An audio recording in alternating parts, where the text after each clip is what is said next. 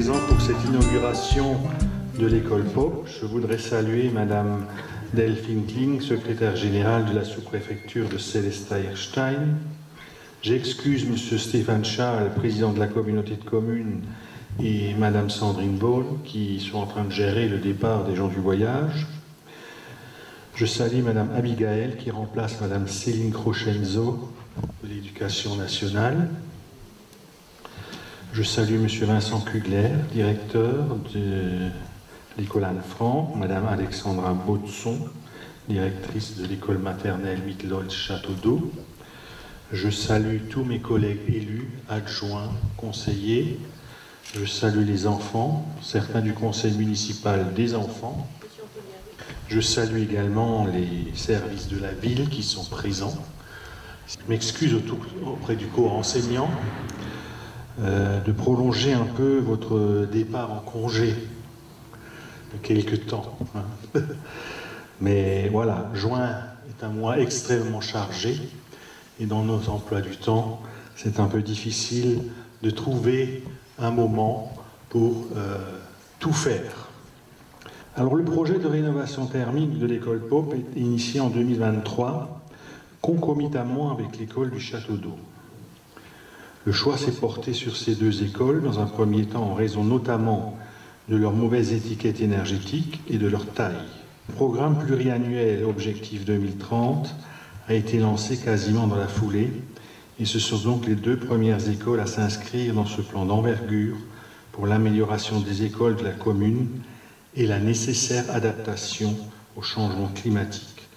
Les travaux sur les deux écoles ont démarré conjointement fin mai 2024. Ceux sur l'école du Château d'Eau se sont achevés au mois de décembre 2024 et l'école Pope en mois de mai 25, avec la fin des travaux de la toute nouvelle salle d'activité qui est là à côté.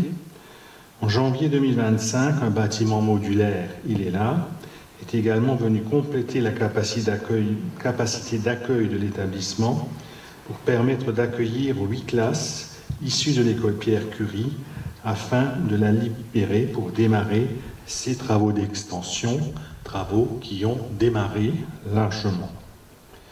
Faire des travaux dans une école, évidemment, ça impose évidemment des difficultés de relogement et de réorganisation à presque chaque rentrée. Pour rentrée 2025, on ne bougera rien. Par contre, rentrée 2026, ça sera une autre histoire, puisque je pense qu'on réintégrera Pierre Curie et Brielli ira à Mittelholz. Le programme des travaux de cette école a globalement consisté à l'isolation par l'extérieur sur une épaisseur de 18 cm, le remplacement des menuiseries extérieures bois et la modification des anciennes géométries des fenêtres pour des ouvertures plus rationnelles.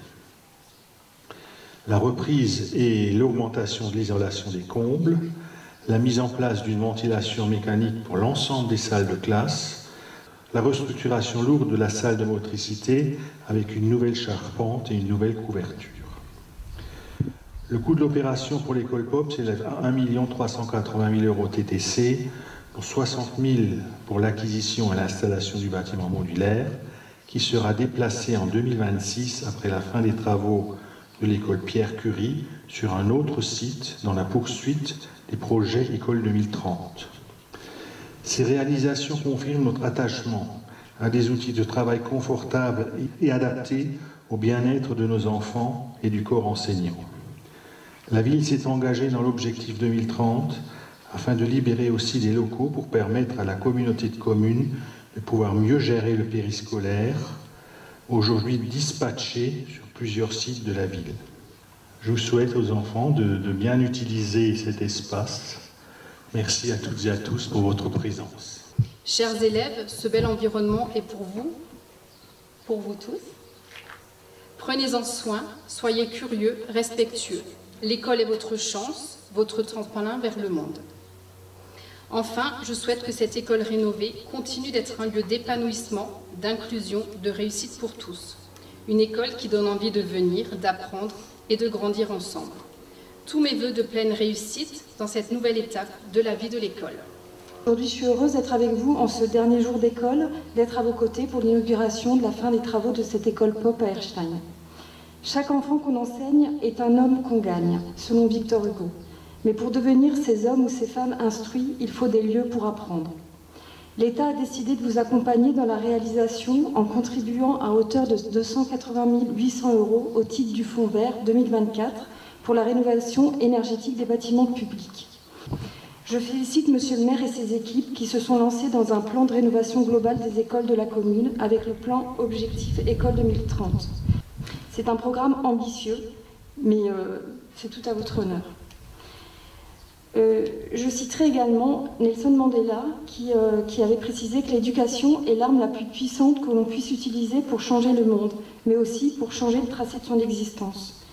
Je ne connaissais pas en fait le nom Pope, donc j'ai recherché en fait l'histoire d'Adélaïde Pope, en fait qui était une ouvrière et qui travaillait déjà à 13 ans dans les usines et qui, à force en fait de volonté, s'est instruite et qui a pu changer le cours de son histoire. Merci.